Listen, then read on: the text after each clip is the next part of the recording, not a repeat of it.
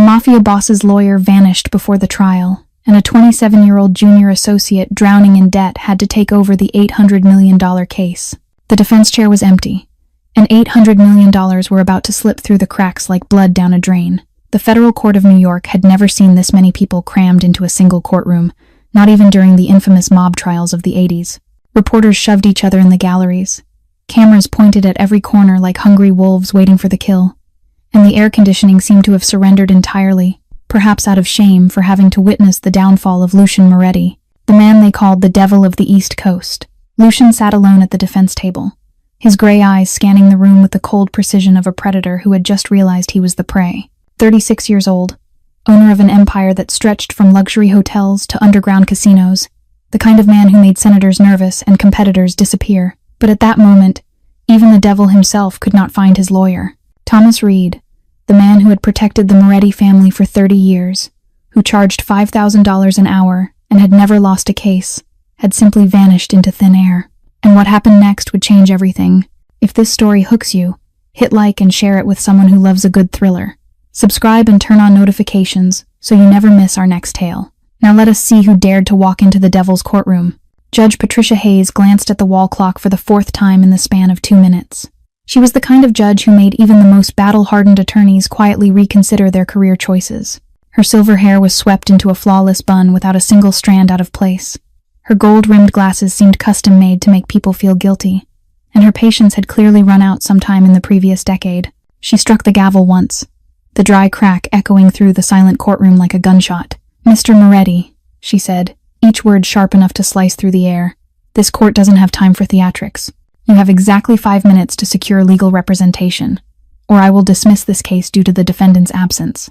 Lucian rose to his feet, fastening the button of his suit jacket with unhurried precision, as if he were standing in his own boardroom rather than facing the possible loss of $800 million. "Your Honor," he said, his voice so low and steady it was almost irritating. "My attorney appears to have encountered an unexpected complication." Across the courtroom, Prosecutor Richard Blake didn't bother to hide the triumphant smile on his polished face. Blake shaved his head every day because he believed it made him look more intimidating, but in truth it only made him resemble a billiard ball fueled by political ambition and an ego the size of the entire state of Texas. "Your Honor." Blake stood, his tone dripping with pleasure. Perhaps Mr. Moretti's lawyer has finally realized that defending a criminal is a futile endeavor. Or perhaps, he paused to savor the moment, even the most expensive attorneys have limits to what their conscience can endure. A ripple of snickering laughter spread through the gallery. Reporters hammered at their keyboards with manic energy, and Lucian could almost see the headlines forming in real time. The East Coast Devil abandoned, the Moretti empire collapsing, Mafia boss facing humiliating defeat. Lucian didn't let his expression shift by even a fraction. He had faced enemies who wanted him dead, rivals who wanted to steal his empire, and once he had even survived a car bombing when he was only 23 years old. An empty chair wasn't going to break him. Yet inside his mind, a single question kept circling without rest. Where was Thomas Reed, the man who had protected the Moretti family for 30 years, who had never been late to an appointment, never missed a hearing, never broken a promise? The phone in Lucian's jacket pocket vibrated. He meant to ignore it, but the instincts of a man who had survived 20 years in the underworld made him glance down at the screen. A message from a hidden number. Lucian opened it and felt the blood in his veins turn to ice. The image struck him like a fist to the chest. Thomas Reed sat on a wooden chair in a pitch-dark room, his hands bound behind his back, his mouth sealed with black tape. Blood ran from a cut on his forehead down his cheek, staining the once immaculate collar of his white shirt. His eyes were wide, not with fear, but with intent, as if he were trying to say something through the lens of the camera. Beneath the photo was a line of text, brief and brutally clear. 800 million, or he dies. Don't contact the police.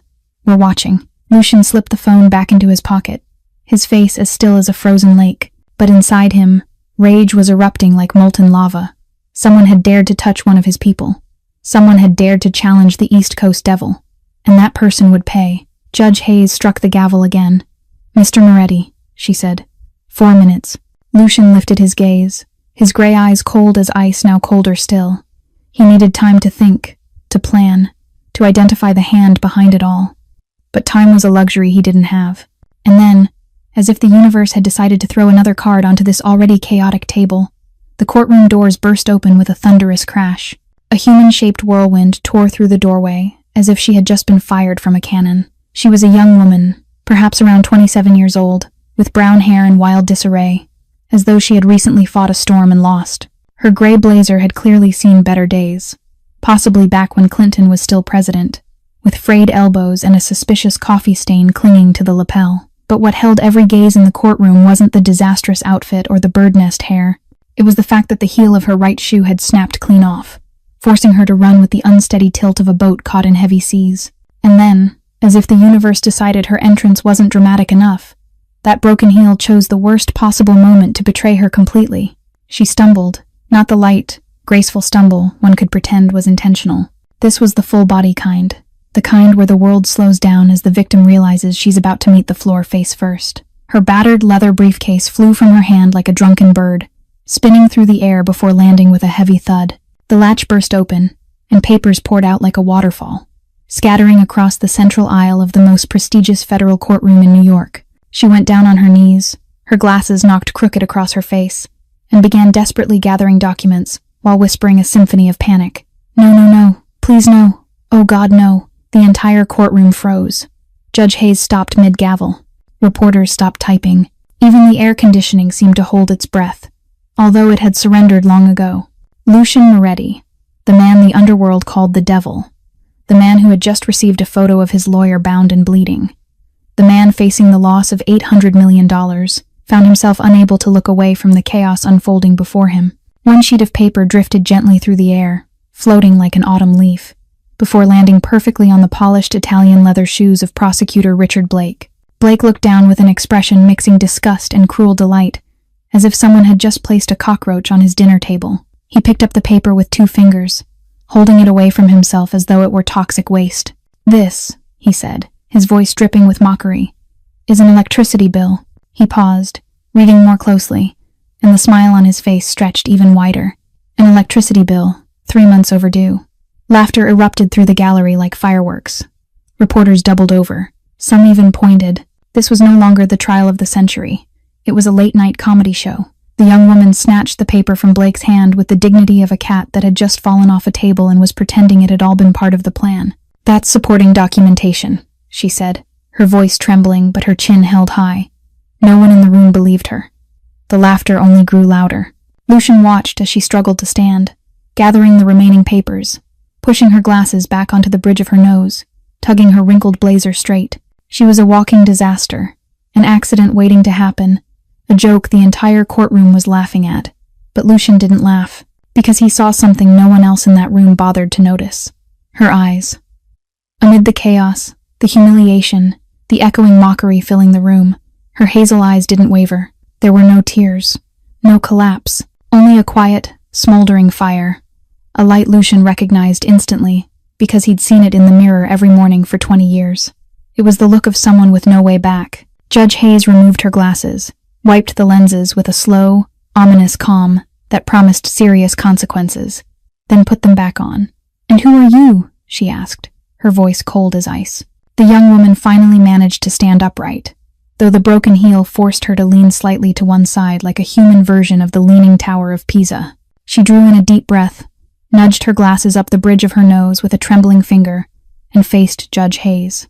"Your Honor," she said, and her voice only shook a little, "my name is Ava Collins, a junior associate at Harrison & Associates, legal counsel for Moretti Holdings." The silence lasted exactly 2 seconds before Richard Blake burst out laughing. Not a polite chuckle that could be ignored, but a deep belly laugh, the kind that turned his face red and sent tears to the corners of his eyes. He even had to brace himself on the table to stay upright. "Your Honor," Blake said once he caught his breath, his voice still quivering as he fought back laughter. "Is this a federal trial or some kind of hidden camera prank show? The intern wants to take over an $800 million case." "I am not an intern," Ava corrected him, her voice firming just a notch. "I am a junior associate. There is a difference." "Oh, my apologies." Blake raised both hands as if surrendering, his face twisting with sarcasm. "A junior associate who tripped over her own shoes wants to go head-to-head with one of the largest corporate cases of the decade. That changes everything." Laughter rolled through the gallery again. One reporter even whistled. Ava stood there in the middle of the storm of mockery, her battered leather briefcase clutched in her hand, papers still scattered across the floor, and Lucian could see the way she swallowed, the movement of her throat as she fought to stay composed. She was afraid. It was obvious in plain daylight. But she didn't run. Judge Hayes struck the gavel once to silence the laughter, then fixed Ava with a look that Lucian was certain had made many seasoned attorneys break out in a cold sweat. "Ms. Collins," she said slowly, each word heavy as stone, "do you understand that if I allow this and you fail, the consequences for your client will be catastrophic? $800 million, a ruined reputation, possibly prison time. Are you prepared to bear that responsibility?" The entire courtroom held its breath. Lucian looked at her, the young woman in the worn blazer and the overdue electricity bill, standing in an arena of wolves. He expected her to collapse, expected her to apologize and flee the room like any sane person would. But Ava Collins didn't run. Instead, she did something that made Lucian tilt his head with genuine curiosity. She stepped forward, not the hesitant step of someone about to quit, but the step of someone who had made a decision, no matter how insane that decision might be. Her back straightened, her shoulders no longer curled inward, and when she spoke again, her voice no longer trembled. "Your Honor," Ava said, "I understand that my appearance here is unconventional. I understand that the prosecution finds this amusing." She glanced toward Blake with a polite smile that Lucian could see had sharp edges hidden beneath it. "But while the prosecutor has been busy laughing, I have reviewed every page of the case filed against my client, and I can assure the court that I am fully capable of conducting this defense." Blake stopped laughing. The smile on his face froze like butter shoved into a freezer. He stared at Ava as if she were a lamb that had suddenly grown fangs. Judge Hayes tilted her head, studying Ava as though she were trying to solve a particularly intriguing puzzle. "And you are willing to accept responsibility if you fail?" Ava didn't hesitate. "Absolutely, Your Honor." The courtroom sank into silence. No laughter, no whispers, only the tense waiting as every eye turned toward Judge Hayes. Lucian didn't look at the judge. He looked at Ava. And for the first time today, perhaps for the first time in many years, Lucian Moretti felt something other than his constant cold detachment. It was curiosity. This girl, with the broken heel and the overdue electricity bill, with trembling hands and a steady voice. Who was she? Why was she here? And why, amid all this chaos, did her eyes look exactly like his own had 20 years ago, when he stood before his father's grave and swore he would build an empire from the ashes? Judge Hayes remained silent for a long moment, long enough for Lucian to count 15 heartbeats, and then she struck the gavel. "The defense may proceed." The courtroom was still buzzing with whispers as Ava Collins made her way toward the defense table, the broken heel turning each step into a small act of endurance. Lucian watched her approach, and suddenly, like lightning splitting the night, the memory of the previous evening crashed into him. Thomas Reed had called at 11:30 that night, his voice strange, hoarse, urgent in a way Lucian had never heard in 30 years of knowing him. The call lasted less than a minute. Thomas said very little, but there was one sentence he repeated like a prayer. "No matter what happens, trust her." Lucian had asked who she was. Thomas hadn't answered. The line went dead, followed by silence. Lucian had called back dozens of times and heard nothing but the hollow beep of an unanswered phone. He had thought it was a strange call. Perhaps Thomas had had too much whiskey. Perhaps he was under pressure because of the trial the next day. He hadn't given it much thought. Until now. Lucian watched Ava pull out a chair beside him, placing her battered leather briefcase on the table with the careful precision of someone trying to preserve the last scraps of dignity.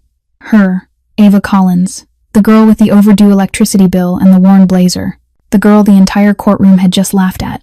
This was the person Thomas Reed, the legendary attorney with 30 years of experience, had asked him to trust. Lucian wasn't the kind of man who believed in coincidence. In his world, everything had a reason. Every piece on the board was positioned with intent. Thomas had known. He had known he wouldn't make it to court today. He had known, and he had prepared a contingency. The question was why her? Judge Hayes struck the gavel, signaling the formal start of proceedings. "The prosecution may present its charges," she said, her voice as sharp as ever. Richard Blake rose, the triumphant smile returning to his face as if Ava's clumsy entrance had been nothing more than a warm-up act before his inevitable victory. Lucian turned to Ava. She was opening her briefcase, and he could see her hands trembling. Not much, just a faint vibration at the tips of her fingers as she flipped through the pages, but enough for Lucian to know she was wrestling with her own fear. He leaned toward her, close enough for his breath to brush her ear, close enough to catch the scent of cheap coffee and jasmine perfume on her skin, a strange combination that wasn't nearly as unpleasant as he would have expected. "Do you know what you're doing?" he whispered, his voice low and dark, the voice he usually used when he wanted business rivals to break into a cold sweat. Ava didn't look at him. She kept turning pages, her eyes racing across the lines at a dizzying pace. But she answered, her voice barely loud enough for the two of them to hear. "No." Lucian blinked. That wasn't the answer he had expected. He had anticipated false confidence, empty bravado, or at least a carefully polished lie. But she said no, plain, unvarnished, as if the truth was the only thing she could afford. Then she continued, still not looking at him, her gaze fixed on the documents. "But I will figure it out." Lucian leaned back in his chair, studying her with the same scrutiny he reserved for contracts worth hundreds of millions of dollars. This girl didn't know what she was doing. She admitted it without shame, but she wasn't backing down. She was sitting here, with a broken heel and trembling hands, ready to face one of the largest cases of the decade.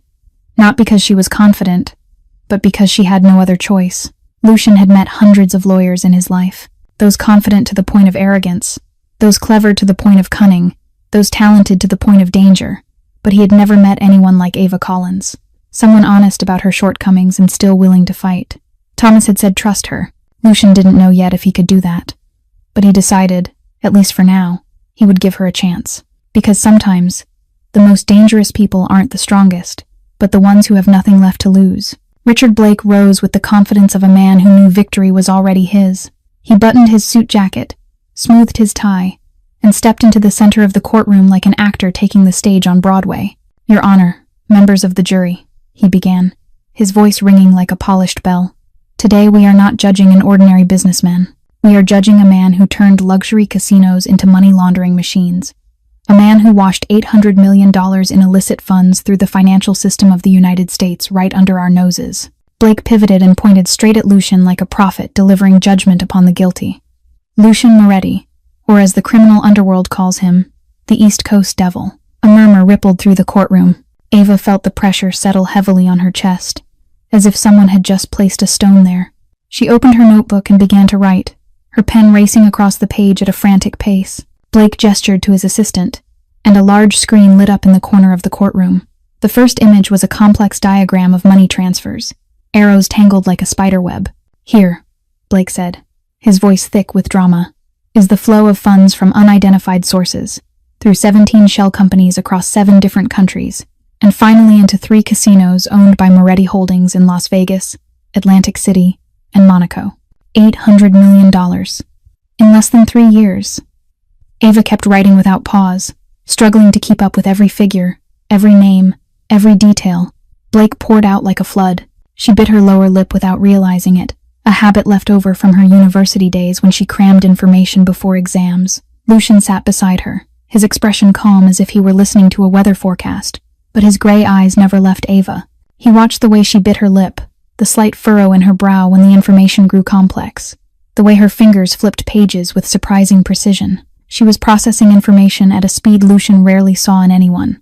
"And now," Blake said, his footsteps echoing on the wooden floor as he moved toward the witness stand, "I call the prosecution's first witness, Derek Chen, former chief accountant of Moretti Holdings." A man emerged from the side door, about 40 years old, gaunt-faced with black-framed glasses, and the look of someone who had not slept properly in a very long time. Derek Chen took the stand, swore to tell the truth, and sat down with the stiff posture of a marionette. "Mr. Chen," Blake began, his tone sweet as honey, though Lucian could smell the poison beneath it. "How long did you work for Moretti Holdings?" 7 years, Derek Chen replied, his voice flat as if reading from a script. "From 2017 to 2024. And during that time, did you witness any irregular financial activity?" Derek Chen cleared his throat, his eyes dropping as though he could not bring himself to face Lucian. "Yes. I witnessed multiple instances of large sums of cash being delivered from unidentified sources and entered into the casino accounting system as legitimate revenue."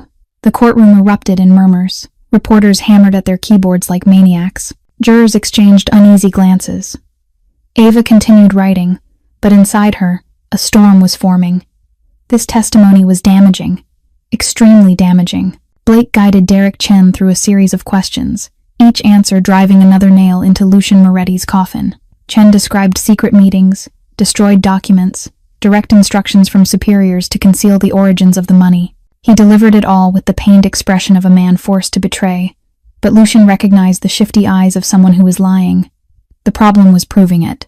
Ava turned to a fresh page, her notebook already packed with notes, question marks, arrows connecting details together. She stopped at one point, her pen hovering in midair, her lips pressing together more tightly. Lucian tilted his head, watching her. She had seen something. He did not know what it was, but the brief flash of light in her eyes before she masked her reaction told him something important. The girl with the broken heel and the overdue electricity bill might have found something, and for the first time since receiving the photo of Thomas bound to a chair, Lucian Moretti felt a faint spark of hope flicker in the darkness. Judge Hayes turned toward the defense table, her gaze settling on Ava like a hawk assessing its prey. Does the defense wish to cross-examine the witness? Ava swallowed. This was the moment of decision. She could refuse, allow Derek Chen to step down with that lethal testimony intact, and accept defeat from the very first round. Or she could stand and face a witness carefully prepared by the most aggressive prosecution team in New York. She stood. The chair creaked behind her as if protesting her choice. "Yes, Your Honor," she said, and her voice shook. Not much, but enough for Richard Blake to wear a satisfied smile at the prosecution table. Ava stepped away from the defense table, feeling the eyes of the entire courtroom burning into her back. Her footing wobbled slightly because of the broken heel, but she forced herself to keep her balance as she approached the witness stand. Lucian watched her, and for the first time that day, he felt real concern. This girl was shaking. She was afraid, and fear in a courtroom was like blood in the water for sharks. It invited a merciless attack. "Mr. Chen," Ava began, her voice trailing slightly at the end. "You testified that you worked for Moretti Holdings for 7 years. "Yes," Derek Chen replied, his confidence noticeably stronger now that he sensed her nerves. "That is correct.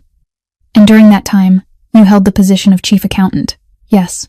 Ava asked a few more basic questions, the kind any first-year law student could come up with. "What were your responsibilities? Who did you report to? What did your daily workflow look like?" Blake leaned back in his chair, arms crossed over his chest, wearing the expression of someone watching a particularly dull piece of entertainment. He even yawned, without bothering to cover his mouth, loudly enough for several jurors to notice. Lucian clenched his hand beneath the table. This was a disaster. The girl truly did not know what she was doing, just as she had admitted. She was wasting time with meaningless questions while $800 million hung over the edge of a cliff. He was considering whether to request a recess to find another lawyer, when Ava suddenly shifted direction. "Mr. Chen," she said, and there was something different in her voice now. The tremor was gone, replaced by a sharpness Lucian had not expected. "In your statement, you said you directly witnessed a large cash transaction on March 15th, 2023. Do you recall that?" Derek Chen nodded, his confidence undiminished. "Yes, I remember it very clearly. It was one of the largest transactions I witnessed. More than $20 million in cash was delivered to the main office in Manhattan. And you were present at the Manhattan office on that day." "Of course. I personally supervised the entry." Ava turned back to the defense table and opened the battered leather briefcase the entire courtroom had mocked less than an hour earlier. She pulled out a folder and returned to face Derek Chen. But this time, she did not shake. "Your Honor," Ava said, her voice carrying clearly through the suddenly silent courtroom. "The defense would like to submit Exhibit 1. This is a copy of the personnel file of Mr. Derek Chen at Moretti Holdings, confirming that he requested leave from March 14th through March 18th, 2023. Blake shot to his feet. "Objection. This document was not included in the pre-submitted evidence list." Judge Hayes raised a hand. "How was this evidence obtained, Ms. Collins?" "From the official personnel records of Moretti Holdings." "Your Honor," Ava replied, "entirely lawfully and fully verifiable. This is internal company documentation, to which my client has full access." Judge Hayes paused, then nodded. "Admitted. Continue." Ava turned back to Derek Chen, and Lucian could see sweat beginning to bead on the man's forehead. "And this," Ava continued, producing 2 more pages, "is a round-trip airline ticket from New York to Miami in the name of Derek Chen, departing on March 14th and returning on March 18th, 2023, along with a hotel registration receipt from the Fontainebleau Miami Beach for the same dates." Derek Chen went pale. Literally pale. The color drained from his face so quickly that Lucian thought he might faint right there on the stand. "Mr. Chen," Ava said, her voice now dangerously sweet. "Can you explain to the court how you personally witnessed a cash transaction in Manhattan while you were sunbathing on a beach in Miami. The courtroom erupted. The murmurs exploded into uncontrollable noise. Reporters hammered at their keyboards like their lives depended on every keystroke. Jurors exchanged shocked looks. Judge Hayes struck the gavel repeatedly, struggling to restore order. Richard Blake stood frozen, his mouth hanging open like a fish out of water. Derek Chen stammered, his lips moving but no sound emerging. He looked to Blake for rescue, but the bald prosecutor was busy panicking himself. Lucian leaned back in his chair, and for the first time that day, a smile touched the corner of his mouth. The girl with the broken heel had just landed the first blow, and it was a devastating one. Judge Hayes struck the gavel one final time and declared a 30-minute recess. The courtroom remained noisy with overlapping conversations as people stood, reporters pushing into the hallway to call their newsrooms. The jury escorted into a private deliberation room. Ava was gathering her papers, her hands still trembling faintly from the aftershock of adrenaline, when she felt a hand close around her elbow. The grip was strong, firm, and allowed no refusal. She looked up and met the ice-gray eyes of Lucian Moretti. "Come with me," he said, not a request but a command. Before Ava could react, he was already pulling her through a side door into a small room reserved for attorneys to confer with their clients. The room was cramped, furnished with nothing more than a wooden table and 2 chairs, light filtering through a narrow window and casting interwoven bands of shadow and brightness. Lucian closed the door, the click of the lock sounding like a declaration. He turned to face Ava, and she realized she was backing up until her spine met the cold wall. Lucian stepped closer, each movement slow and deliberate, until he stood directly in front of her, close enough for her to catch the scent of expensive cologne and something more dangerous beneath it. "Who are you?" he asked, his voice low and deep like distant thunder. "I already told you," Ava replied, struggling to keep her voice steady while her heart pounded as if it wanted to break free of her chest. "Ava Collins, a junior associate at Harrison and Associates." Lucian tilted his head, studying her as if she were a painting he was trying to decipher. A typical junior associate doesn't have those documents. A typical junior associate doesn't know Derek Chen was on leave in Florida. A typical junior associate doesn't appear exactly when I need someone as if the universe arranged it. So I will ask again, who are you? And why did Thomas Reed send you here? Ava drew in a deep breath. She knew this moment would come, the moment she would have to explain something she herself didn't fully understand. "Mr. Reed contacted me last night," she said, her voice quieter now but no longer shaking. "Around 10 o'clock, he called and said he needed me to prepare a contingency file for his case. He sent me all the documents through encrypted email, including personnel records and information about Derek Chen. Why you? Why not another lawyer at the firm?" "I don't know," Ava admitted. "He only said that if he couldn't make it to court, I had to take his place. I thought he was joking, or testing me." I didn't think she hesitated, her eyes dropping. I didn't think anything had really happened to him. Lucian was silent for a long moment. Then he took his phone from his jacket pocket, unlocked it, and turned the screen toward Ava. "Something happened to him," he said, his voice flat as a frozen lake. Ava looked at the screen and felt the world tilt. The image struck her like a nightmare. Thomas Reed, the distinguished man with silver hair and a gentle smile, she remembered so clearly, was sitting on a wooden chair in a dark room, his hands bound behind him, his mouth sealed with tape. Blood ran from a wound on his forehead down his cheek, staining the collar of his white shirt red. His eyes were wide, not with fear but with a message she couldn't decipher. "No," Ava whispered, covering her mouth with her hand. "No, it can't be." Lucian put the phone away, his eyes never leaving her face. "How do you know him?" Ava felt tears rise to her eyes, but she forced them back. This wasn't the time to cry. This was the time to be strong. 5 years ago, she said, her voice thick with emotion. "I was a first-year law student. No money, no connections, no future. My mother had cancer, my younger brother was still in high school, and I was about to drop out because I couldn't afford tuition. Then one day, Mr. Reed appeared. He said he had a scholarship fund for students with potential but no means. He paid my entire tuition, helped me get internships, helped me secure a job after graduation." She looked up at Lucian, gratitude and pain mingling in her eyes. "Mr. Reed saved my life. Without him, I'd still be washing dishes in a restaurant." Lucian studied her for a long moment, and something shifted in his gray eyes. Not warmth exactly, but perhaps understanding. "Then you understand why we have to win this case," he said. "Not just because of $800 million, but because of Thomas." Ava nodded, wiping her eyes with the back of her hand. "We will win," she said, her voice steadier than it had ever been. "For him." The bell signaling the resumption of court rang faintly in the distance. Lucian opened the door, and they stepped out together, two strangers now bound by a shared secret and a common purpose: to save Thomas Reed, and to destroy whoever had dared lay a hand on him. The first day of the trial ended at 6 in the evening, with Judge Hayes announcing proceedings would resume at 9 the following morning. Ava packed her documents into the battered leather briefcase, her body so exhausted she felt she could fall asleep right there at the defense table. She had been awake nearly all night preparing the files Thomas had requested, then endured the most intense day of her life inside the courtroom. Now all she wanted was to return to her tiny studio apartment in the Bronx, take a hot shower, and sleep for a solid 12 hours. But when she turned around, Lucian Moretti was standing directly behind her, and the look in his eyes told her plans were not going to happen. "You are coming with me," he said, not a question. "I need to go home," Ava protested, her voice heavy with fatigue. "My brother is waiting, and I still need to prepare for tomorrow." Lucian stepped closer, his voice dropping until only the two of them could hear. "Do you really think the people who took Thomas don't know about you? You stood up in court, represented me, and humiliated their witness. If you go back to your apartment tonight, I can't guarantee you will wake up tomorrow morning." Ava felt the blood in her veins turn cold. She hadn't thought of that. She had been so focused on not embarrassing herself in court that she forgot she had stepped into a world far more dangerous than she had imagined. "What about my brother?" she asked, her voice trembling. "Noah. He's 17. He's home alone."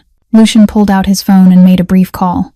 "Connor," he said into the device, "send people to this address.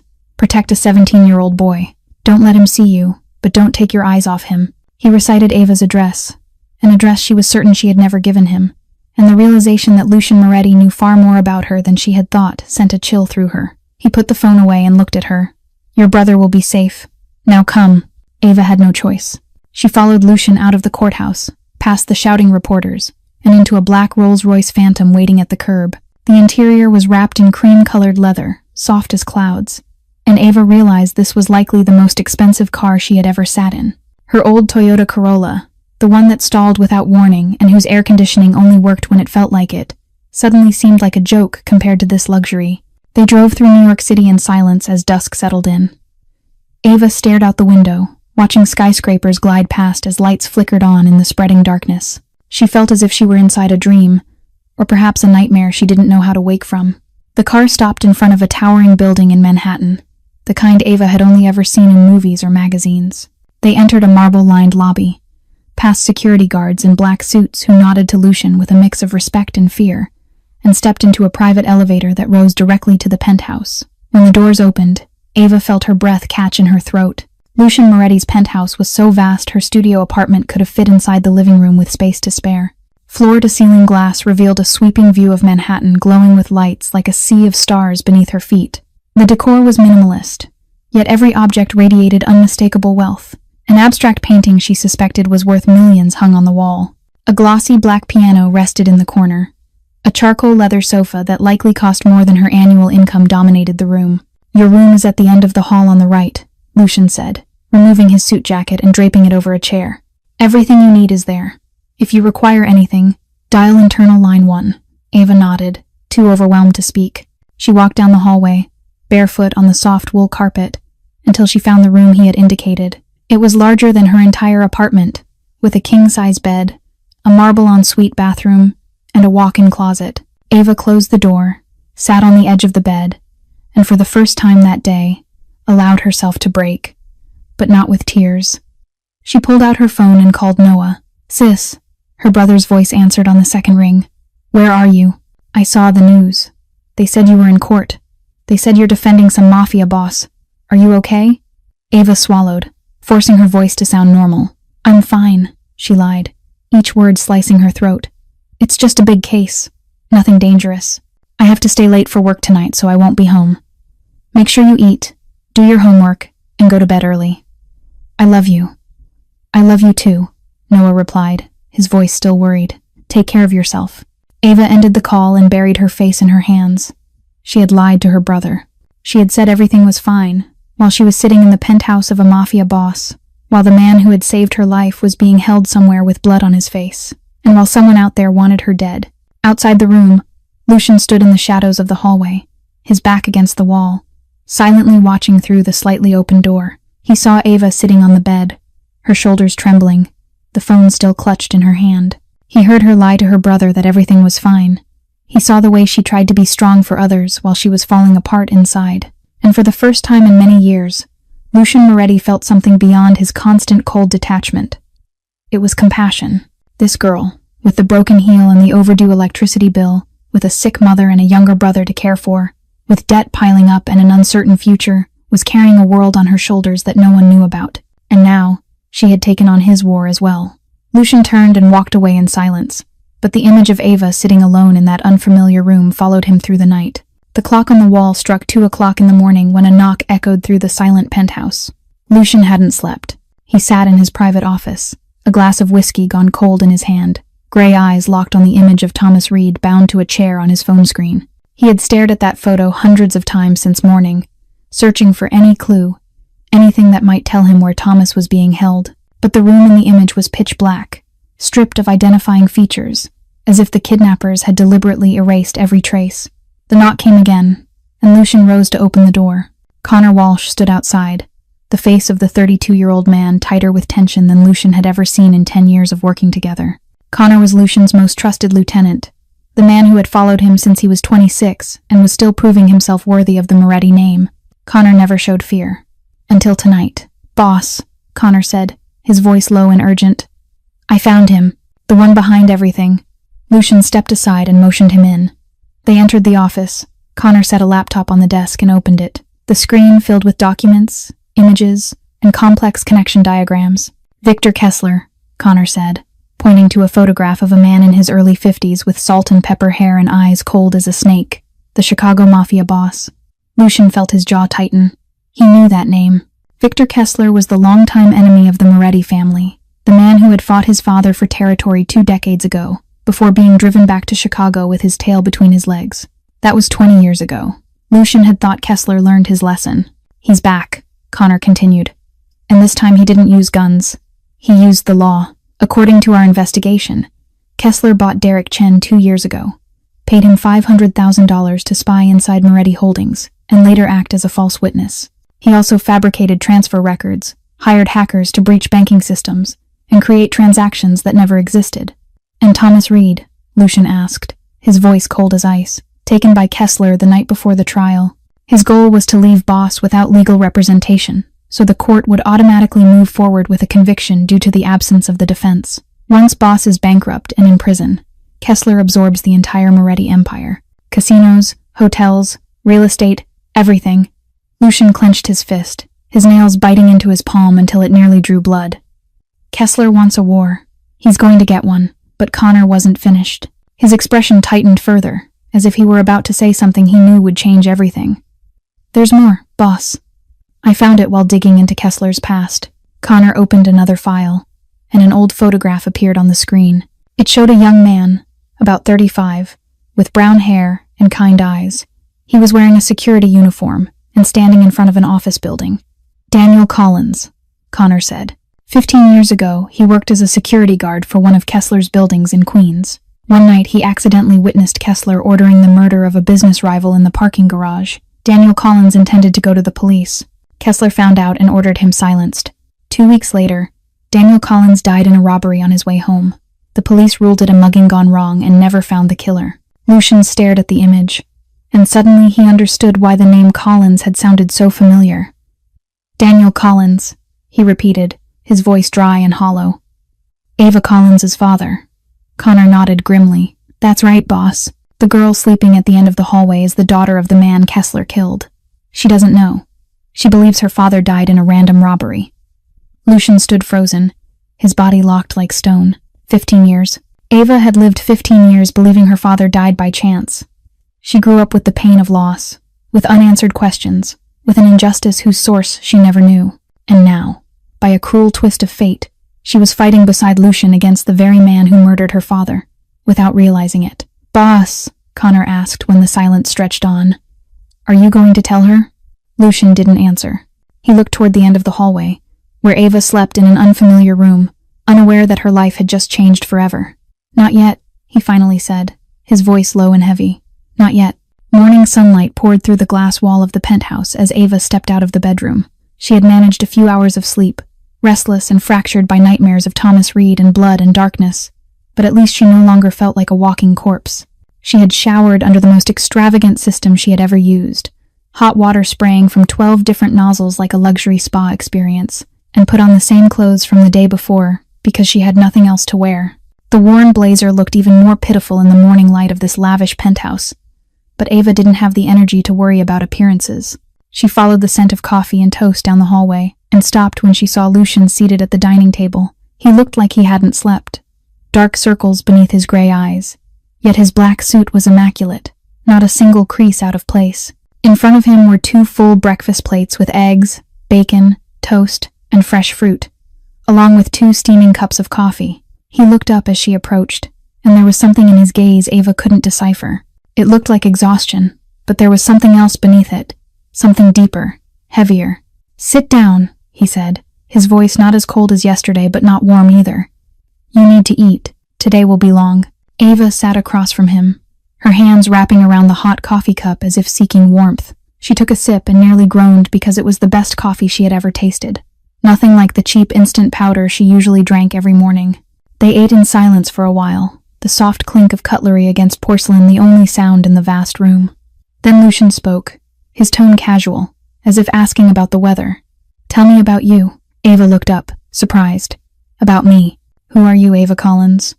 "Beyond what I already know from your file." Ava set her fork down and stared into her coffee, as if the answer might be waiting at the bottom of the cup. She didn't know why she wanted to tell this man, the one the world called the devil, the one she had met less than a day ago. But there was something in his eyes, a genuine attention she rarely saw in anyone, that made her open up. "I grew up in Queens," she began softly. "We weren't wealthy, but we were happy. My father was a security guard, my mother a nurse. Then when I was 12, my father died." Lucian froze, his coffee cup hovering just short of his lips, his body tightening like a drawn wire. "What happened?" "The police said it was a robbery gone wrong," Ava replied, her voice steady, as if she had told this story 1,000 times and learned how to separate herself from the pain. "My father was coming home late. He was cornered in an alley, stabbed for the wallet in his pocket. They never found the killer." She paused, her gaze drifting past the glass wall to the city beyond.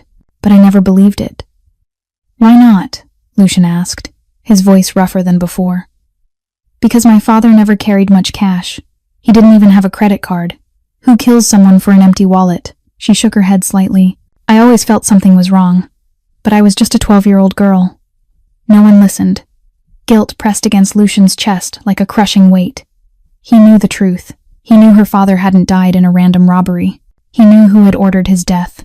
And he was sitting here listening to her recount 15 years of pain, her eyes unaware that the answers she had searched for her entire life were in his hands. He should tell her. He knew that. But if he did, what would she do? Would she break? Would she walk away? Would she rush to confront Kessler and put herself in danger? He couldn't risk that. Not yet. After the trial, he promised himself, after they won and Thomas was rescued, he would tell her everything, and he would help her take revenge. "After my father died," Ava continued, unaware of the storm raging inside Lucian, "my mother worked double shifts to support me and Noah, my younger brother. She wore herself down, and 2 years ago she was diagnosed with stage 3 cancer. I'm trying to pay for her chemotherapy, while still owing more than $100,000 in law school debt." She gave a small laugh, hollow and without warmth.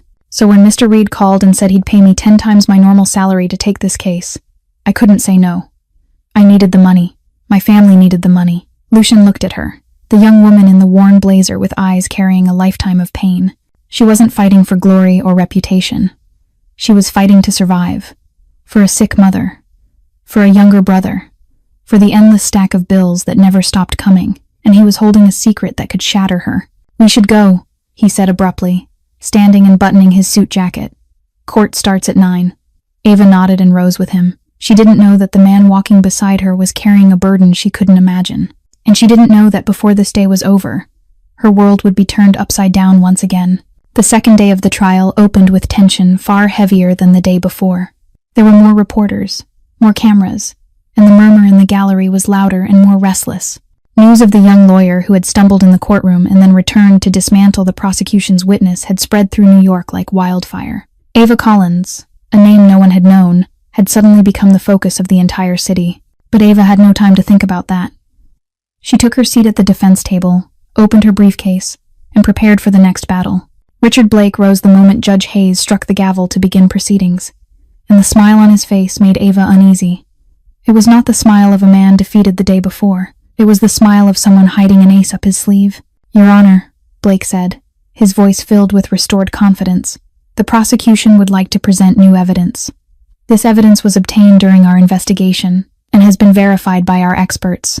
Ava glanced at Lucian, but his expression remained calm as a still autumn lake. If he was worried, he hid it well. Blake signaled to his assistant, and the large screen in the courtroom lit up. A video began to play. The image showed a dim underground parking garage, yellowish lights casting a sickly glow from the ceiling. A black car was parked in the corner, and two men stood beside it in conversation. One of them was Lucian Moretti. There was no mistaking him. The height, the posture, the signature black suit, and the face with its cold gray eyes. The other man was large and heavy-set, his face crisscrossed with scars, the kind of man anyone would recognize as criminal at a glance. In the video, Lucian handed the heavy-set man a black briefcase, and the man opened it to inspect the contents. Inside were thick stacks of cash. The courtroom erupted in noise. Jurors exchanged uneasy looks. Reporters hammered at their keyboards. Ava felt her heart sink like a stone. This was visual evidence, the most powerful kind in any trial. A video showing the defendant directly handing money to a suspicious figure in a dark garage late at night. How could she fight this? "As the court and jury can clearly see," Blake said, his voice ringing with triumph. "This is direct footage of Mr. Moretti handing cash to Antonio Russo, a notorious drug trafficker with ties to multiple criminal organizations. This video was recorded by the building's security cameras on August 12th last year." Ava looked at Lucian, and this time she saw his jaw tighten. He leaned toward her, whispering so only she could hear, "I don't know anyone named Antonio Russo, and I wasn't in any parking garage on that date." Ava gave a small nod, and a spark of hope ignited in her mind. If Lucian was telling the truth, then the video was fake, and fake videos always have weaknesses. "Your Honor," Ava stood, her voice steadier than she felt. "The defense requests time to examine this video before proceedings continue." Blake scoffed.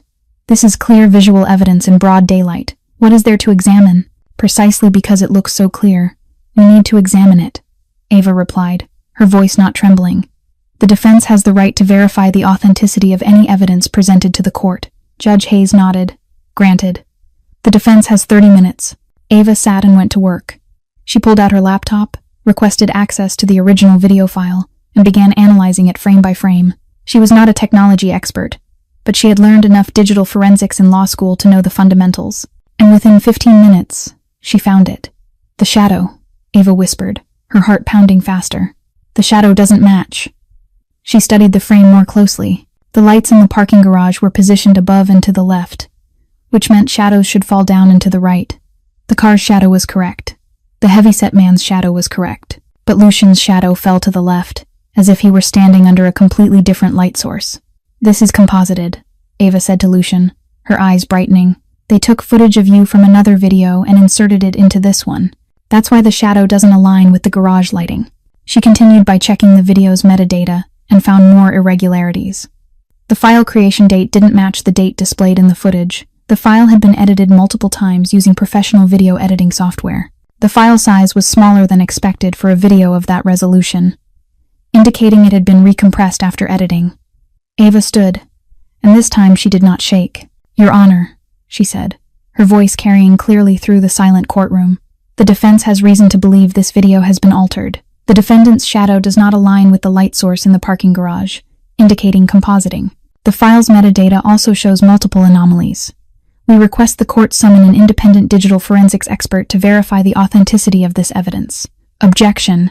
Blake shot to his feet, his face flushed red. "This is nothing but a delaying tactic by the defense." Judge Hayes struck the gavel once to silence him. She studied Ava for a long moment, as if reassessing the young woman she had nearly expelled from the courtroom the day before. "Request granted," she said. "The court will summon an independent digital forensics expert for the afternoon session." Blake collapsed back into his chair, his expression twisted as if he had just swallowed a lemon. Judge Hayes announced a 1-hour recess while waiting for the digital forensics expert to arrive. The courtroom slowly emptied as people poured into the hallway. reporters jostling for the best angles, attorneys from both sides gathering their files. Ava stood, her body feeling like she had just run a marathon. Yet a small, fragile spark of hope flickered inside her. She had found the weakness in the fake video. She was fighting, and she had a chance to win. Her phone vibrated in her jacket pocket. Ava pulled it out, assuming it was Noah checking in as usual. But when she looked at the screen, the blood in her veins froze. A message from an unknown number. No name, no source, just a single line of text, short and sharp like a knife, driven straight into her heart. Drop the case right now, or your brother will have an accident on his way to school tomorrow morning. We know which school Noah attends. We know which bus route he takes. We are watching. Attached to the message was a photograph. Noah, her 17-year-old brother, standing in front of his school gate in his familiar uniform, backpack on his shoulders, an innocent smile on his face. The photo had been taken from a distance, likely from a parked car, the angle making it clear the photographer had been watching Noah without the boy ever realizing it. Ava felt the world tilt. She grabbed the back of a chair to steady herself, but her legs gave way. The files slipped from her hands, papers scattering across the floor, and she fled the courtroom as if something were chasing her. The hallway outside was crowded, and Ava didn't want anyone to see her like this. She turned into a shadowed corner where the corridor lights didn't reach and leaned against the cold wall. Then she cried. Not loud sobs, but the kind of silent breaking cry, shoulders shaking, tears streaming down her cheeks without a sound. She had lost her father at 12. She had carried her family on her back since she was a teenager. She had worked 3 jobs at once, buried under debt, with a gravely ill mother, and she had kept going. But this was different. This was Noah, her brother, the child she had sworn to protect at all costs after their father died. If anything happened to Noah because of her, she would never forgive herself. She had to quit. That was the only choice. She would walk back into the courtroom, tell Judge Hayes she could not continue for personal reasons, and leave. Lucian Moretti would lose.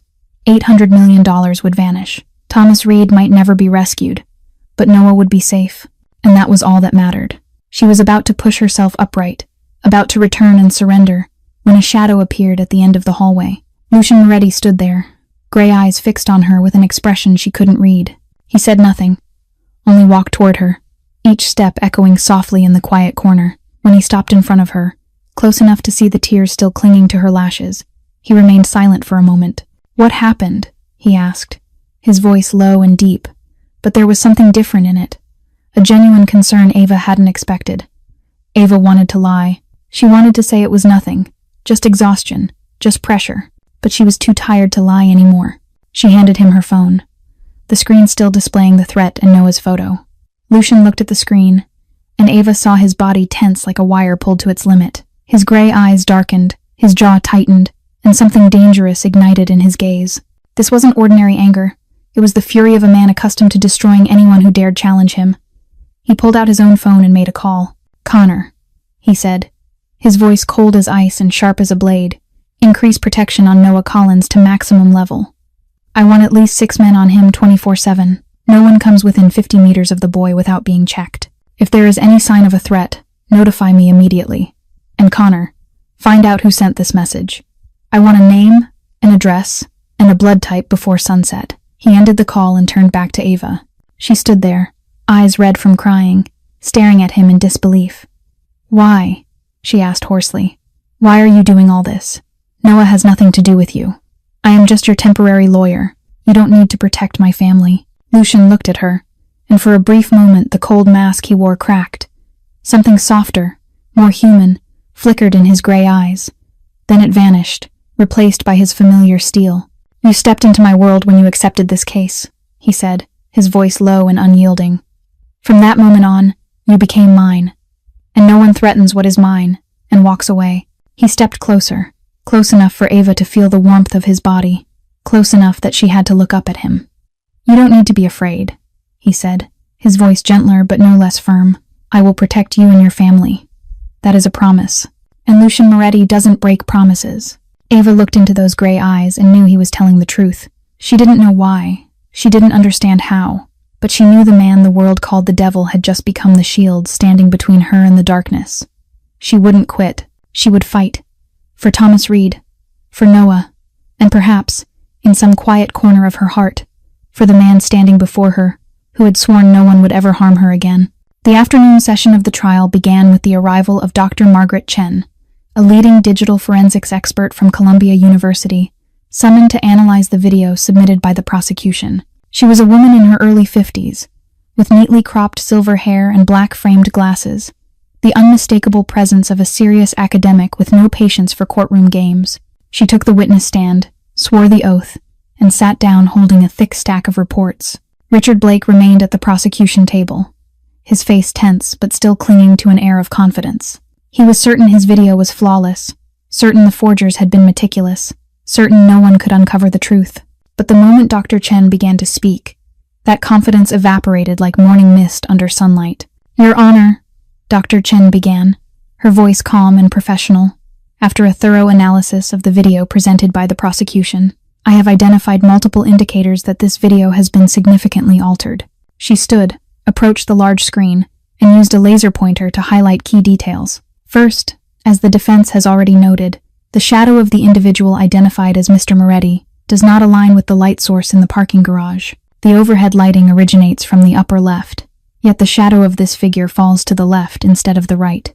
This is a fundamental error that occurs when compositing footage from different video sources. She turned to the next page of her report. Second, metadata analysis reveals that this video file was created on September 10th of this year, not on August 12th of last year as claimed by the prosecution. The file was edited at least 17 times using Adobe After Effects, a professional software designed for film editing and visual effects. The courtroom stirred. Jurors exchanged stunned glances. Sweat beaded visibly on Blake's bald head beneath the lights. And finally, Dr. Chen concluded, "Pixel-level analysis shows that the image of the individual alleged to be Mr. Moretti has a different resolution from the rest of the video. This can only occur when an image is extracted from another source and inserted. My professional conclusion is that this video is a fabrication and cannot be considered reliable evidence."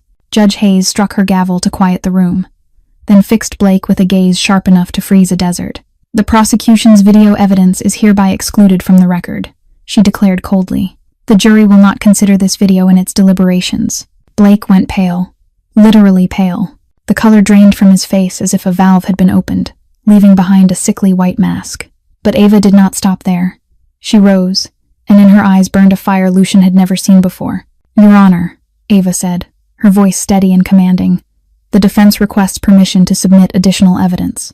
"Granted," Judge Hayes nodded. Ava stepped into the center of the courtroom, documents in hand. "The prosecution has alleged that my client laundered $800 million through his casino operations. What they failed to disclose to the court is that every dollar of that sum originates from legitimate and fully traceable sources." She handed the documents to the court clerk for distribution. "These are the complete audited financial reports of Moretti Holdings over the past 3 years, reviewed by a Big Four accounting firm. Every dollar stems from lawful business activity, including hotel revenue, casino profits, and real estate investments. There are no unexplained funds." Blake sprang to his feet, his voice shaking with anger. "Objection. These documents were not included in the original evidence list." Ava was ready. "Your Honor, these materials directly rebut the prosecution's claims and are admissible under the Federal Rules of Evidence, Rule 401. Judge Hayes looked at Blake without sympathy. "Objection overruled. Proceed, Miss Collins." Ava nodded and produced another set of documents.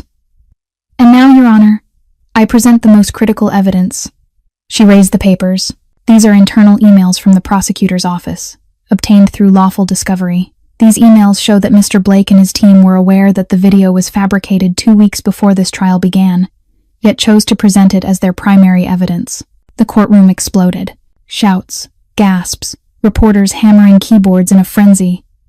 Judge Hayes struck her gavel repeatedly, but could not immediately quell the chaos. Blake stood like a cornered animal, eyes bloodshot, veins bulging. Then he lost control. "Who do you think you are?" he roared, advancing toward Ava with fury etched across his face. "A child fresh out of law school, someone who tripped over her own shoes, daring to stand here and accuse me. You are nothing but a puppet for the Mafia, a soul sold to the devil for pocket change." Lucian leapt to his feet, gray eyes blazing with rage. But before he could move, Judge Hayes' gavel cracked through the air like thunder. "Silence," she shouted, her voice echoing through the courtroom. "Mr. Blake, this is an official warning. One more personal attack and I will hold you in contempt of court." She turned her furious gaze on the room. "Court is adjourned until 9 tomorrow morning. And Mr. Blake," She locked eyes with the visibly shaken prosecutor. "I strongly suggest you prepare a very convincing explanation for those emails." Blake stood frozen, his face twisted between terror and fury. Ava returned to the defense table, and as she sat beside Lucian, she felt his gaze upon her.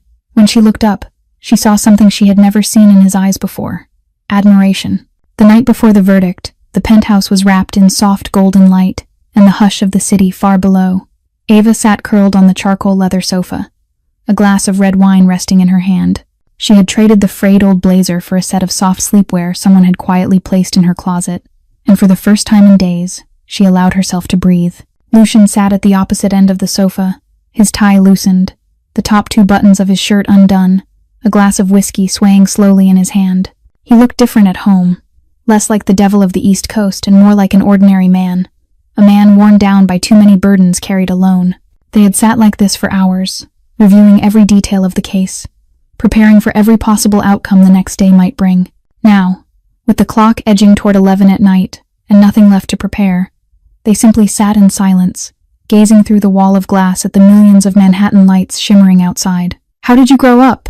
Ava asked suddenly, breaking the quiet. She did not know why she asked. Maybe the wine had made her braver. Maybe she wanted to understand the man beside her. Lucian was silent for a long moment, long enough for Ava to think he would not answer. Then he took a sip of whiskey and began to speak, his voice low and distant, as if he were talking about someone else. "My mother left when I was 4, he said, his eyes fixed on nothing. She could not bear this life, could not bear my father, could not bear the shadow of the Moretti Empire pressing down on her. One day she was there, the next she was gone. No goodbye, no letter, not a single look back." Ava felt a sharp ache in her chest. She could not imagine what it must have felt like to be abandoned at 4 years old. "And your father?" she asked softly. Lucian smiled, but there was no joy in it. It was a bitter smile, scarred and old. "My father believed pain was the best teacher. He taught me everything with his fists. How to stand back up after being knocked down, how to hide pain, how to never let anyone see your weakness. He said the world was a battlefield, and only the strong survived." He looked down at the whiskey in his hand. "I hated him, but I am also grateful. Without those lessons, I would have died long ago." Ava did not know what to say. She only knew that the man sitting before her, the one the world feared, was once a wounded child who learned to build walls around his heart. "And you?" Lucian asked, turning to her. "You told me about your father this morning, but you did not tell me the good things." Ava smiled, and that smile carried both longing and warmth. "My father was the best man I ever knew. He was a security guard, did not earn much, and sometimes we lived on instant noodles for a week when money ran out. But every Sunday, no matter what, my father bought me ice cream." She looked out the window, her eyes bright with memory. "He would take me to the park, buy me a strawberry cone, and we would sit on a bench watching people pass by. He would tell me stories about the future, about how I would become a lawyer, how I would fight for justice, how I would do great things." Her voice caught. "He believed in me before I ever believed in myself." Lucian looked at her, and something shifted in his gray eyes. The coldness faded, replaced by something softer, warmer. "He would be proud of you," he said, his voice gentler than Ava had ever heard it. "You are standing in a courtroom, fighting for justice, doing great things, just as he said you would." Ava felt tears gather at the corners of her eyes, but she did not let them fall. Instead, she smiled and took a sip of wine. They kept talking. About things that had nothing to do with the case, about favorite books, about the best films they had ever seen, about dreams they had abandoned and dreams they still chased. As they talked, they sat closer without noticing, the distance between them shrinking until their shoulders nearly touched. The wine made Ava drowsy, and her eyelids grew heavy. She meant to stand and go to her room, but the sofa was too soft, and the warmth of the man beside her too comforting. She only meant to close her eyes for a moment. When Lucian turned to look at her, Ava was asleep, her head tilted to one side, brown hair falling over her shoulder, her face peaceful like a child's. In sleep, she was no longer the fearless lawyer who had dismantled a witness and exposed a fake video. She was just a 27-year-old woman, tired and alone, carrying the weight of the world on her shoulders. Lucian rose quietly, went to a cabinet, and retrieved a soft cashmere blanket. He returned and draped it over her, careful not to wake her. Then he stood there, watching her sleep for a long time, longer than he could measure. He did not understand what was happening to him. He had known hundreds of women, more beautiful, more seductive, wealthier. None of them had ever made him stand in the middle of the night like a fool just to watch them sleep. What had Ava Collins done to him? Lucian had no answer. He only knew that for the first time in 36 years, his frozen heart was beginning to thaw, and that frightened him more than any enemy he had ever faced. Lucian's phone vibrated at 2 a.m, shattering the silence of the penthouse. He was still awake, sitting in the darkness of his private office, the whiskey glass long empty, though he had not bothered to pour another. He glanced at the screen and saw Connor's name. He answered immediately. "Boss," Connor said, his voice urgent and charged with excitement. "We found him. Thomas Reed is being held in an abandoned warehouse in Brooklyn, the Red Hook Industrial District. Kessler left only 4 gunmen on guard. My team is waiting for orders." Lucian stood, all fatigue evaporating as if it had never existed. "Assemble Alpha Team. I'm going myself." He ended the call and stepped out of the office. Passing through the living room, he paused for a second to look at Ava still sleeping on the sofa, the cashmere blanket draped over her, her face calm in sleep. He wouldn't wake her. She needed rest for tomorrow, and what he was about to do wasn't something she should witness. 20 minutes later, Lucian sat in a black armored SUV tearing through the empty New York streets at midnight. Connor sat beside him, checking his pistol one last time. In the back were 4 other men, all dressed in black, all armed, all ready to kill or be killed on Lucian Moretti's command. The Red Hook warehouse was an old red brick building, once used to store imported goods back in the 1970s and abandoned for decades. The windows were boarded shut, weeds overgrown around it, and not a single light burned outside. But Lucian knew there were people inside. He could see faint flashlight beams slipping through gaps in the steel door. 4 gunmen, Connor whispered through the headset. 2 at the front, 1 at the back, 1 patrolling inside. Thomas is in the basement. Lucian nodded. Silent. Fast. No survivors escaping. What followed unfolded with the cold precision of a perfectly programmed machine. Lucian's team moved like ghosts through the night. Not a sound. Not a misstep. The 2 gunmen at the front were taken down before they realized anyone had breached the perimeter. The one at the back was neutralized by Connor with a chokehold from behind. The patrolling guard inside was the only one who managed to draw his weapon. But Lucian was faster. 1 shot, clean to the shoulder, enough to drop him without killing him. Lucian needed him alive for questioning later. The basement was pitch black, lit only by a weak bare bulb swaying from the ceiling. Beneath that light, Thomas Reed sat on a wooden chair, hands bound behind his back, head slumped against his chest. Dried blood streaked his forehead and cheek, his once immaculate suit now torn and filthy. But when Lucian stepped closer, Thomas lifted his head, and his eyes were still bright, still sharp, still alive. "Thomas," Lucian said, his voice catching as he took in the condition of the man who had been like a godfather to him for 30 years. Connor cut the restraints while Lucian knelt beside Thomas. "I'm fine," Thomas said, his voice rough from dehydration but still strong. "Just a few surface wounds. They didn't dare go too far because they needed me alive." Lucian shrugged off his jacket and draped it over Thomas's shoulders. "We need to get you to a hospital." "No." Thomas shook his head, gripping Lucian's arm with surprising strength. "First I need to know. Her. Ava Collins. Did she come?" Lucian nodded. "She came. She's defending me, and she's winning." Thomas's eyes lit up, and a smile spread across his bruised face. "I knew I chose right. 30 years, Lucian. 30 years I've searched for someone like her. Clean, unbuyable, brilliant, reckless enough to be brave. She's the only one who can face Kessler without fear, because she has nothing left to lose except the truth." Lucian frowned. "You knew about Kessler?" Thomas nodded, his expression hardening.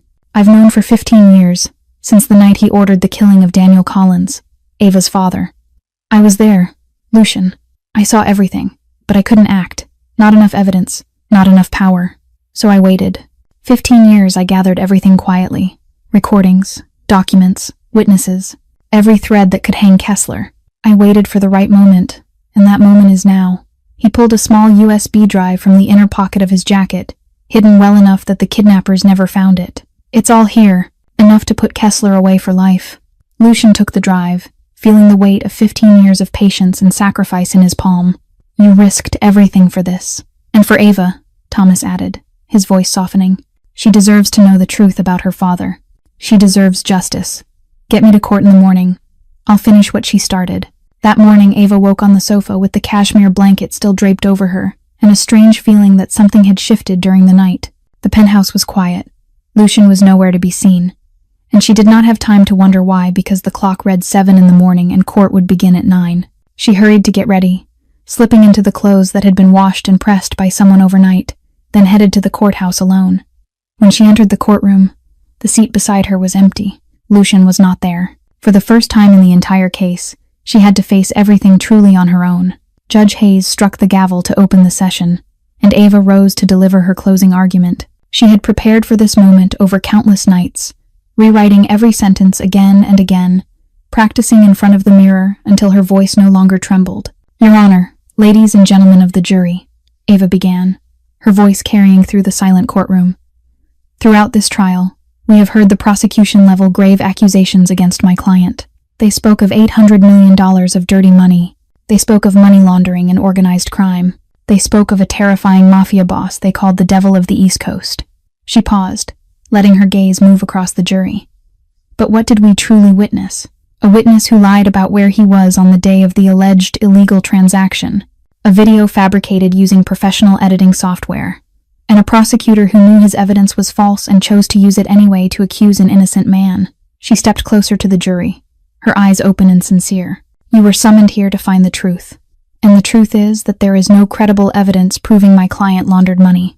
All we have seen are lies, forged evidence, and a scheme designed to destroy a successful businessman for reasons we are only beginning to understand. I ask you, in the name of justice, to find my client not guilty." Richard Blake stood to respond, but it was clear to everyone he had lost his strength. His voice wavered, his arguments collapsed under their own weight, and his eyes kept darting toward the door as if he were waiting for something or afraid of it. "Your Honor," Blake stammered, "errors in evidence do not mean the defendant is innocent. We still have financial reports showing irregular cash flow." But his words no longer carried power. After the fake video and the exposed lies, no one in the courtroom believed him. Judge Hayes struck the gavel and announced a recess for deliberation before the final verdict. The jury began to rise. Ava let out a breath, thinking it was over. Then the courtroom doors burst open. Every head turned, and stunned silence fell over the room. Thomas Reed walked in, supported by Lucian Moretti at his side. He looked weakened, his face still marked with bruises, white bandages wrapped around his forehead, but his eyes burned with determination. He wore a new suit, his back straight, and each step echoed through the hushed courtroom like a drumbeat. Ava stood frozen, her mouth open with no sound emerging. Thomas Reed was alive. Thomas Reed was here, and as he moved toward the witness stand, she knew everything was about to change. "Your Honor," Thomas said, his voice hoarse but steady. "My name is Thomas Reed, legal counsel for Moretti Holdings, and I request permission to present new evidence critical to this case." Judge Hayes stared at him in disbelief. "Mr. Reed, we were informed you were missing." "I was kidnapped, Your Honor," Thomas replied, "by the people behind this conspiracy, and now I am here to expose the truth." He produced a small USB drive and handed it to the court clerk. On this device are 15 years of collected evidence against Victor Kessler, the Chicago Mafia boss who orchestrated this entire case to destroy Lucian Moretti and seize his empire. Kessler bribed the witness Derek Chen, hired professionals to fabricate video evidence, and abducted me to prevent my appearance in court. The courtroom erupted. Reporters hammered their keyboards. Jurors exchanged shocked glances. Blake jumped to his feet, his face drained of color. "Objection, this is a farce." But Thomas continued, "And there is more, Your Honor." He turned his icy gaze toward Blake. "Among this evidence are emails and recordings proving that prosecutor Richard Blake accepted $1,200,000 from Victor Kessler to ensure Lucian Moretti would be convicted at any cost, including the use of falsified evidence." Blake collapsed into his chair, every trace of color gone. He opened his mouth to speak, but no sound came. Judge Hayes stood, her face flushed with fury. "Court security," she roared. "Arrest Richard Blake immediately for bribery and obstruction of justice. All materials concerning Victor Kessler are to be transferred to the FBI for federal investigation." 2 officers moved in to cuff Blake as he sat motionless like a statue. Ava stood there, tears streaming down her face without her noticing. She looked at Thomas, the man who had saved her life with a law scholarship 5 years earlier. She looked at Lucian, the man who had believed in her when no one else had, and she understood it was over. They had won. Judge Hayes struck the gavel one final time, the sound echoing through the courtroom like a bell signaling the end of a long and brutal war. Based on the new evidence presented and the complete failure of the prosecution to substantiate its allegations, she declared, her voice clear and absolute. "This court finds the defendant Lucian Moretti not guilty on all charges. The case is hereby dismissed." The courtroom exploded. Applause, cheers, reporters shouting questions, all crashing together into a chaotic symphony of victory. Ava stood frozen, her legs trembling, her heart pounding so hard she could barely breathe. She had done it. The girl with the broken heel and the overdue electricity bill had won an $800 million case against one of the most powerful mafia figures in the country. Then she felt a hand close around hers. Ava turned and saw Lucian standing beside her, his gray eyes fixed on her with a light she had never seen before. It was not the cold gaze of the devil of the East Coast. It was the look of a man seeing someone who truly mattered to him. "You did it," he said, his voice low and meant only for her. "Thank you."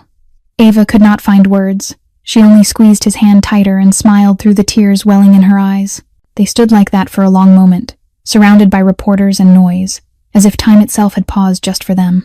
After the courtroom emptied and silence settled in, Thomas Reed asked to see Ava privately. They sat in a small consultation room for attorneys, Thomas on one side of the table, Ava on the other, and Lucian leaning against the wall in the corner like a silent guard. Thomas placed a thick file on the table and slid it toward Ava.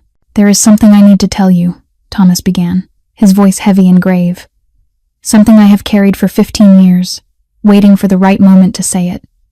This is about your father, Ava, about Daniel Collins." Ava felt her heart skip a beat. She stared at the file as if it were a venomous snake ready to strike. Her hands shook as she opened it and began to read. Police reports, crime scene photos, witness statements, recordings, emails.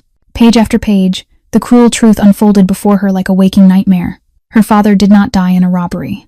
Daniel Collins had been a security guard at a building owned by Victor Kessler in Queens. One night 15 years ago, he accidentally witnessed Kessler ordering the murder of a business rival in the building's parking garage. He intended to go to the police. He was a good man, a man who believed in justice, and he could not stay silent in the face of evil. Kessler found out and ordered him silenced. 2 weeks later, Daniel Collins was killed in a dark alley on his way home, his wallet still untouched in his pocket but 3 stab wounds in his chest. The police ruled it a robbery because Kessler had paid them to bury the truth.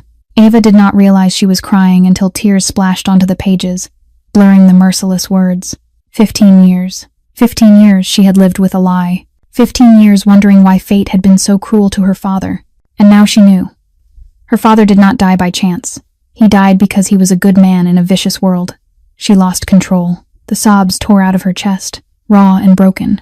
The grief she had buried for 15 years, finally unleashed. The room spun, and she would have collapsed if someone had not caught her.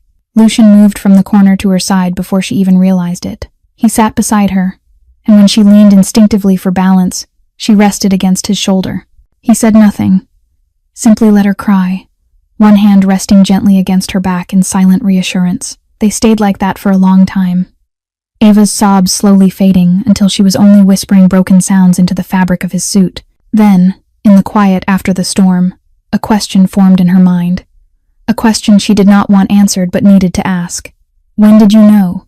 she asked, her voice hoarse from crying. "About my father. About Kessler. When did you know?" Lucian was silent for a moment. When he answered, his honesty hurt. Since the second night, Connor found the connection while investigating Kessler. Ava pushed away from him and sprang to her feet as if shocked. Her eyes were red from crying, now burning with fury. "You knew since the second night," she said, her voice shaking with restraint. "You knew the truth about my father and you did not tell me." "Ava," Lucian began, rising to follow her. "No," she shouted, backing away. "I told you about my father. I told you I always felt something was wrong. And you sat there, looking at me, knowing the truth and saying nothing." She shook her head, tears falling again, this time sharp with betrayal. "I need to leave." She turned and walked toward the door, each step cutting into Lucian like a blade. "Ava," he called, his voice breaking. She did not stop or turn back, but just before she disappeared through the doorway, he said, loud enough for her to hear, "I will find Kessler. I will get justice for your father. That is my promise." Ava paused for a single second, her back rigid. Then she walked away without a word, leaving Lucian alone in the empty room, his heart heavy and bound to a promise he knew he would keep at any cost. 6 months passed like a dream Ava Collins still didn't quite dare to believe was real. She stood in front of the brass plaque on her office door, the engraved letters gleaming under the soft hallway lights. Ava Collins, Chief Legal Officer, Moretti Holdings. Every morning when she walked past it, she still had to pinch herself to make sure she wasn't dreaming. The girl from Queens with overdue electricity bills and a broken heel now had a corner office overlooking all of Manhattan, a team of attorneys reporting to her, and a salary she'd once never allowed herself to imagine. But the biggest changes had nothing to do with work. Her mother had undergone surgery 4 months earlier. The tumor had been completely removed, and the doctors said her recovery was progressing better than expected. For the first time in 2 years, Ava could call home without bracing herself for bad news. For the first time in 2 years, she could watch her mother smile without feeling her chest tighten with fear. Noah had received a full scholarship to Columbia University. The 17-year-old boy she'd once sworn to protect at all costs was now a freshman studying computer engineering, his future wide open in front of him. On move-in day, when Ava helped him carry his bags into the dorm, Noah hugged her tightly and told her it was all because of her. Ava cried the entire drive home, but they were tears of joy. Victor Kessler was awaiting trial in a federal detention center, facing a cascade of charges ranging from money laundering to first-degree murder. The evidence Thomas Reed had collected over 15 years had become the final nail in the Chicago Mafia boss's coffin. The FBI estimated the trial would last months, but the outcome was all but sealed. Kessler would die in prison. Justice for her father was finally coming. Yet amid all that light, there was one absence Ava couldn't ignore. Lucian Moretti. After the day she walked out of the courthouse, they didn't speak for 2 weeks. 2 long, punishing weeks. Ava spent angry, grieving, and trying to convince herself she didn't need him. She failed miserably. That night, rain poured down in sheets. Ava sat in her new Brooklyn apartment, a decent place she could finally afford, holding a book she couldn't focus on when the doorbell rang. She wasn't expecting anyone. She opened the door and froze. Lucian Moretti stood there in the downpour, soaked from head to toe. His expensive suit clung to his body, dark hair plastered to his forehead, rain streaming down his face like tears. He didn't look like the devil of the East Coast. He looked like an ordinary man standing at the door of the woman he loved, his heart laid bare. "What are you doing here?" Ava asked, her voice trembling though she wasn't cold. Lucian met her gaze. His gray eyes weren't cold anymore, but filled with emotions he didn't know how to name. "I don't know how to apologize," he said hoarsely. "I grew up in a world where apologies were weakness, where showing emotion was suicide. I don't know how to say the right things, don't know how to be romantic, don't know how to love someone the right way." He paused, swallowing as if he were swallowing his pride whole. "But I know this. I don't want to lose you, Ava. These past 2 weeks without you have been the worst of my life. I can lose $800 million without blinking, but the thought of losing you makes it hard to breathe." Rain splashed onto Ava's face through the open doorway, but she didn't care. She looked at the man in front of her, the man who had hidden the truth about her father, who had hurt her, but also the man who had protected her and Noah, who had covered her with a blanket when she fell asleep on the sofa, who had kept his promise and brought Kessler to justice. "You're an idiot," she said finally. "I know," Lucian replied, "and I'm going to have to work very hard to make it up to you. I'll do anything." Ava stepped aside and opened the door wider. "Come in, you're soaking wet." Lucian stepped inside, and when she closed the door behind him, he turned to her, disbelief written all over his face. "You forgive me?" "Not yet," Ava said honestly, "but I'm willing to give you a chance to earn it." And that was how they began. Not with a cinematic kiss in the rain, but with a dry towel, a cup of hot tea, and conversations that lasted until dawn. They learned how to trust again from the ground up, learned how to open their hearts, learned how to love, in their own way, slowly, carefully, and truthfully, in every moment. 1 year after that historic trial, Moretti Holdings hosted a lavish celebration at the Plaza Hotel, one of the most prestigious venues in New York. Hundreds of guests filled the ballroom, from business partners to senior executives, from Thomas Reed in a pristine new suit to Noah Collins sitting proudly beside his mother, who now looked healthier and more radiant than she had in years. Ava stood near the edge of the room, a glass of champagne in her hand, watching the crowd with a quiet, satisfied smile. She wore a long black evening gown that brushed the floor, elegant and striking, nothing like the frayed blazer-wearing girl who'd stumbled into a courtroom a year earlier. She'd changed in countless ways, yet inside she was still Ava Collins from Queens, the woman who believed in justice and never quit. Lucian stood on the stage under the warm lights, his sharp features illuminated, and Ava couldn't take her eyes off him. 6 months of dating had shown her sides of him no one else ever saw. To the world, he was still cold, still the devil of the East Coast everyone feared. But to her, He was the man who cooked noodles at 2 in the morning when she worked late, who drove 2 hours just to buy strawberry ice cream from her father's favorite shop, who held her all night when nightmares from the past came back to haunt her. "Good evening, everyone," Lucian began, his voice carrying through the ballroom. "Thank you all for joining us tonight to celebrate the 1-year anniversary of Moretti Holdings surviving the $800 million lawsuit." Polite applause rippled through the room. Ava smiled, assuming this would be a standard CEO speech. She had no idea what was coming. "But tonight," Lucian continued, his tone softening, "I don't want to talk about the company or money. I want to tell you about a day, exactly 1 year ago, when my life changed forever." Ava's heart started racing. She set her champagne down, her hands suddenly trembling for reasons she couldn't explain. 1 year ago, I was sitting in a courtroom, facing the loss of everything. My lawyer was gone. No one was coming to save me, and $800 million was about to disappear. Lucian smiled, a rare smile meant only for Ava, and then the doors burst open, and a tornado walked in. Light laughter spread through the room. "A young woman," Lucian went on, "with messy hair, a worn-out blazer, and one high heel with a broken heel. She tripped right in the middle of the aisle. Her briefcase flew open, papers everywhere. An overdue electricity bill landed at the prosecutor's feet." The laughter grew louder. Noah whistled from his table. Ava's mother covered her mouth, tears shining in her eyes, and the entire courtroom laughed at her. Lucian said, his voice lowering. "The prosecutor called her a child playing dress-up. No one believed she could do anything at all." Ava stood frozen, her cheeks burning with embarrassment and happiness all at once. "But I looked into her eyes," Lucian continued, "and I saw what no one else did." He paused, his gaze finding Ava across the room and locking onto hers. "I saw the determination of someone with no way back. I saw the strength of someone who'd learned to fight alone. I saw the beauty of a soul that refused to be broken by adversity." Lucian stepped down from the stage and walked straight toward Ava. The crowd instinctively parted, creating a silent path for him. Each step echoed in the suddenly quiet ballroom. Ava couldn't move. Her heart felt like it was about to burst. "She saved my company," Lucian said when he reached her, his voice carried by the microphone on his lapel. "She saved Thomas Reed. She reclaimed justice for her father. And in the process, she saved my soul." He slipped his hand into his jacket and pulled out a small red velvet box. Then, in front of hundreds of people, Lucian Moretti, the devil of the East Coast, the most powerful Mafia boss on the Eastern Seaboard, dropped to one knee. A collective gasp swept through the room. Noah jumped to his feet, eyes wide. Ava's mother began to cry openly. Thomas Reed nodded with quiet satisfaction. "Ava Collins," Lucian said, opening the box to reveal a diamond ring sparkling under the lights. "You stumbled into my life with an overdue electricity bill and a broken heel. You taught me that strength isn't never falling but always standing back up. Will you marry me?" Tears streamed down Ava's face, but she was smiling brighter than she ever had in her life. "I still owe $100,000 in law school debt," she said through a sob. "Are you sure you want to marry someone with that much debt?"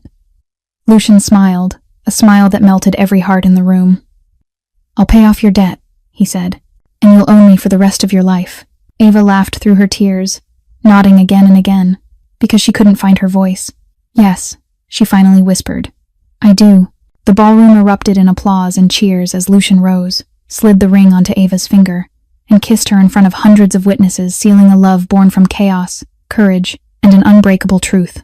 Lucian gently slipped the diamond ring onto Ava's ring finger, his movements careful and reverent, as if he were holding the most precious treasure of his life. Then he lifted her face, his gray eyes searching hers, and kissed her amid the thunderous applause of the ballroom. That kiss carried the salt of joyful tears, the warmth of a love that had survived countless storms, and the promise of a future they would build together. From the family table, Noah's excited voice shattered the romantic moment. "So my brother-in-law is officially a billionaire now." The entire room burst into laughter. Ava laughed through her tears and turned toward her brother with an expression that was equal parts exasperation and affection. Her mother was crying and laughing at the same time. Thomas Reed was nodding in quiet satisfaction, and Lucian, the man the world called the devil, was looking at her as if she were his entire universe. After the party, when the guests had gone and the lights had softened, Ava and Lucian stood by the familiar penthouse window, gazing out at the glittering lights of New York below. She rested her head on his shoulder, the diamond ring catching the light on her finger, and she thought about the journey that had brought her here. 1 year earlier, she had been invisible, a junior associate no one noticed, with overdue electricity bills, a gravely ill mother, a younger brother to protect, and debts piling up. She had stumbled in a courtroom, been laughed at, dismissed, and called a child playing pretend. But she hadn't quit. She'd stood up every time she fell. She'd fought when no one believed she could win. She'd proven that true strength doesn't come from money or power, but from a heart that refuses to surrender. And now she stood here beside the man she loved, with a healthy and happy family, justice finally served for her father, and a bright future waiting ahead. She was no longer invisible. She was the woman who had tamed the devil. "What are you thinking about?" Lucian asked softly. Ava smiled and looked up at him. "I'm thinking that sometimes the worst days of our lives turn out to be the beginning of the most beautiful things." Lucian kissed her forehead in quiet agreement. The story of Ava and Lucian reminds us that no matter how many times life knocks us down, what matters is that we always rise and keep moving forward. That love can bloom in the most unexpected places, that justice may arrive late but it does arrive, and that each of us carries the power to change our own destiny. If this story touched your heart, please like and share this video with the people you love. Don't forget to subscribe and turn on notifications so you won't miss our next emotional stories. How did this story make you feel? Have you ever lived through moments that felt hopeless but later became turning points in your life? Share your thoughts in the comments below. We'd truly love to hear the stories from your hearts. Wishing everyone watching this video good health, a joyful life, and peace in every day. Thank you for being with us. Goodbye, and see you in the next video.